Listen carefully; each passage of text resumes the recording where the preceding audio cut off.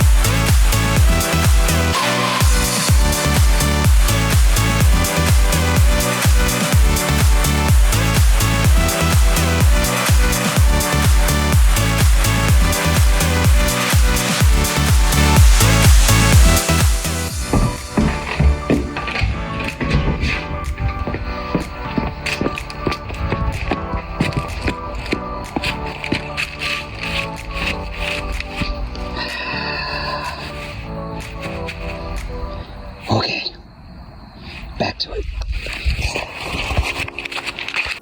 Okay, so I've got the roofs on and I've got some texturing. Let's go ahead and walk through the town real quick and I can show you what I've done and talk about what is historically accurate and what is historically inaccurate and why I made the decisions I made. First off, as we get far enough away and above, you see that all of the houses have flat roofs. And that is generally what is accepted of what was going on at Mitrou, is that you would have these rectangular buildings with rectangular or flat rectangular roofs on them. And if you're wondering what time period this is the late Helladic 2A, I think is what we're shooting for. I will put those years up on the screen now. So yeah, that's what we're going for. I mentioned rectangular buildings. Theoretically, this right here is going to be one of the most accurate buildings here. And it's a little on the big side, but rectangular, flat roof, thatched roof, and that's about it. Some of these, I'm going to get away from him because he makes a lot of noise. Some of these you'll see are square, which, I mean, it's possible. Some of these are multiple buildings attached, like, okay, so for example, this one here. You've got this sort of rectangular building that shares a wall with this structure, which is accurate. In the late Helladic, you did have buildings that started to do that. You started having people build rooms on, next to other buildings, and you started to have towns that had layouts with structures that shared walls, stuff like that. Look at any of the big palatial complexes like Mycenae or Tiryns or any number of places that have things other than palaces. So I just said palatial complexes, but basically the whole thing, the whole settlement, not just a palatial complex. And you'll find that there are buildings that are sort of laid out in such a way to where they're sharing walls, a lot like apartment complexes. And so I did that here with a couple buildings. I did that over here more than others. So like that one, that one, that one, that one there. I kind of put them off sort of at different angles. I even put in a little sort of diagonal building, which I did just the one, and I'm not going to do that again. But basically, for historical accuracy, this is what we would be shooting for. Okay. Now, here's the thing. This whole settlement is to be seen from this road here. And as you can see, there's some variation that you can see as you walk down this road. And that's okay. We want this place to be visually stimulating.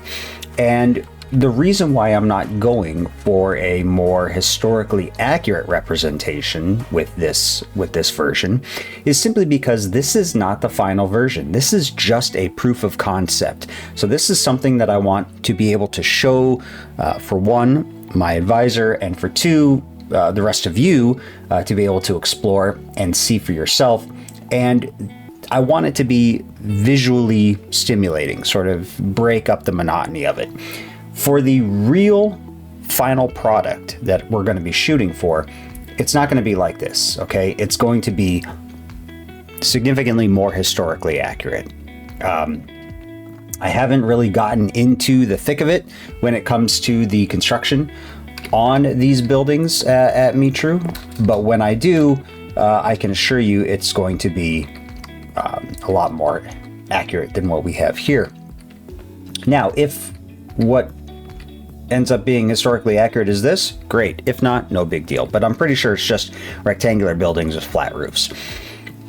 So, that out of the way, let's talk a little bit about populating this place. So, I do want people to sort of wander around and interact and stuff like that, but I also want people to hang out around buildings, and I want there to be noise. So, for example, if you are walking along this road here, I want you to be able to get sort of near here and hear someone in that building right there. Obviously these are villagers, Minecraft villagers, so it's just going to be homes, but I still want that sort of ambiance there. Also, I put in barrier blocks so you cannot walk down certain roads. Also barrier blocks along areas where there's a possibility you might be able to jump up and over, except for that right there. So that's kind of embarrassing, but I think there's one right here, right? Let's see. Nope. Okay. Well, anyways, I just made a liar out of myself. I did put barrier blocks up around a lot of places, obviously like this. Looks like I'm gonna have to go back through and figure it out some more. So anyways, back to populating this place. So what I decided I'm going to do, and this is based on the other house over there that already has the guy in it. I'm gonna put some people within this building, but leave this gate closed, so that you can hear them talking from that pathway. They won't be able to leave because of this gate here, right? Which, is kind of sucky when you think about this being, if you consider these, to be like real people or like a representation of real people. But at the same time, I want to put people in here so that they can walk in and out, and they will be able to interact with these folks here that are stuck in here. Anyways, it's just going to sort of give some life to this place. Also, if you notice, I have 2 beds and that bed there. There are going to be 2 people here. I'm going to give everybody in this entire village a ton of bread so that they can breed. I'm also going to be putting some hearths within these buildings, probably popping a hole in some of them so that the smoke can escape, so it gives it a little bit better sort of ambiance. So as you're sort of let's go around this way. So as you're looking out, you'll see some of the smoke rising and stuff like that. Kind of a cool little touch. Again, historically accurate, sorta, maybe not. We don't have a lot of this island excavated, so a lot of this here, a lot of this village is going to be mostly just interpretation, right? So we know where some of the walls are, we know where some of the foundations are from the magnetometry and from doing some test trenches and things like that, but we don't know exactly what the layout of the town was like, and so this is pretty much all interpretation. But because of that, we also don't know how many of these homes had hearths. We can assume that most of them did, but maybe not. Who knows? I'm going to add them in because I think it's going to add some really cool ambiance. Why is that door open back there? Did I leave that open?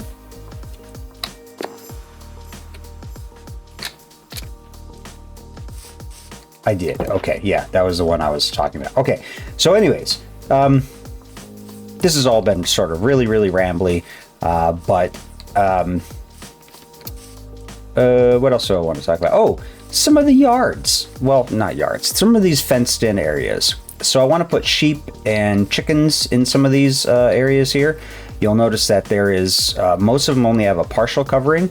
That's because if I put sheep in here, I want them to still be able to eat some of the grass, and I don't know if grass is going to grow if it's covered. So I just did that, and in the real world, the grass probably wouldn't grow as well if it was covered. So that's why most of these only have, half of it covered. And you'll see, where else do I got them? Some of them are just the fronts of houses, like this one here, half covered. This one here, partially covered, but that's also part of the front of the house. So who knows if the sheep is going to actually go in there or not. But anyways, yeah, so we're going to put sheep and chickens and pigs. Probably more sheep and pigs than chickens. But yeah, so that's what we're going to shoot for. Sort of rambly type explanation here. But the big takeaway is I have taken some liberties with my interpretation of this place. I have put buildings all over with no regard for whether or not they were actually there or not, based off of course, the magnetometry thing, because it's sort of a jumble. That whole magnetometry map is just a big jumble. And so, yeah, I just kind of slapped them wherever, because ultimately this is not the finished product, okay? That's the big takeaway here. This is just something that is going to be visually stimulating. I keep saying that, but that's really what I want to get across here. And I want it to be sort of something that looks cool, so that when I show this off, I get sort of a pretty cool reaction to it. And then, of course, we can continue on.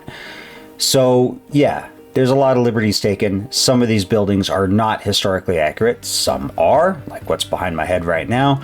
And really, we're just going for the feel for this whole thing. This is not the end product, so we're not going to be too crazy with it when we talk about historical accuracy. So with that all being said, let's go ahead and populate this town and give it some sheep and pigs and maybe a couple chickens. A few minutes later. Okay, so the town is populated, sorta. A lot of them are just sort of wandering around, and I think some of them might even be staying indoors, because we got a group over there, but we don't really have a lot sort of wandering around here or here. Anyways, yeah, so populated. And as you can see, we do have a problem. Iron golems. They're spawning like crazy. We got one there, we got one somewhere over here, we've got a whole bunch in the town over here. I don't want them there. So if any of you know a way to keep the iron golems from spawning, let me know, because I've just been, giving them the old whack, Anyways, I also forgot to mention what's going to be going on over here. So this area here is all empty, because this was most likely a cemetery. So this whole big chunk here is going to be nothing but cemetery. And then over here, we will have building, I think, F right here, H over here. Those are both really big sort of elite centers. And then back behind them, I don't know what I'm going to do, but I'm going to figure something out. Probably some more houses, but some nicer houses. So this is going to be kind of the everyday person type housing area. And then this is going to be sort of the rich people housing area and the cemetery. That's sort of what I'm shooting for, because that's kind of how the island was laid out. But yeah, so far, not happy about the iron golem situation, because believe it or not, this guy did not exist in the Bronze Age. Yeah. Yeah, what do you want? Anyways, also I put in some more barrier blocks, so you'll notice that... Wait, how did he get out? How did he get out? There's... Okay, well... Anyways, there's barrier blocks over here somewhere. Yeah, see? So they can't really get out. But this guy, I don't know how this guy got out. He got out somehow. Anyways, I have a whole bunch of barrier blocks around, so hopefully they'll stay put. Oh, got little kids running around too. So there you have it. We now have a functioning town. And if you'll notice, none of the people are on the roads, which is how it should be. Which maybe we'll get into the roads a little bit later on, but yeah, that is bothersome. But anyways, there you have it. Got sheeps, got chickens, got some pigs. Yeah, this is looking fairly alive. Oh, you know what? Oh, yeah, you can hear them in the house. Yeah, awesome. And then, of course, as you walk down here, you can hear them too. Nice. All right, so there you have it. Lots of cool stuff. Anyways, see you next time. Ooh, can I do this? Oh, look at that. oh, nope. Then of course, I hit the wall. And again. All right, well, anyways, see ya.